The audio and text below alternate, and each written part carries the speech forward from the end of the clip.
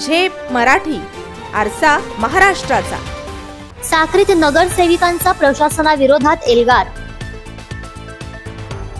विकास कामांच्या निविदा पडल्या धूळ खात।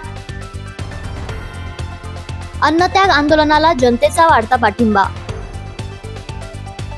साक्री येथील नगर परिषद प्रशासनाच्या अकार्यक्षम आणि मनमानी कारभाराच्या विरोधात सुरू असलेले अन्नत्याग आंदोलन दुसऱ्या दिवशी अधिकच तीव्र बनले आहे।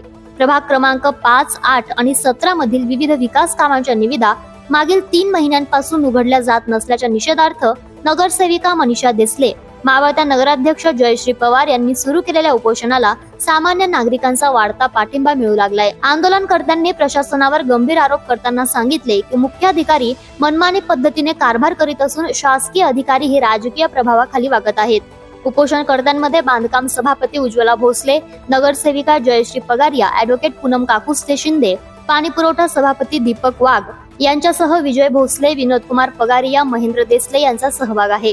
संतप्त महिला पदाधिकाऱ्यांनी प्रशासनावर प्रश्न उपस्थित करीत विचारले की मागणी असलेल्या विकास कामांच्या निविदा खुल्या केल्या जात नाहीत, पण इतर कामांच्या निविदा मात्र प्रसिद्ध करून आदेशही निघतात, मग आमच्या कामांना विरोध का?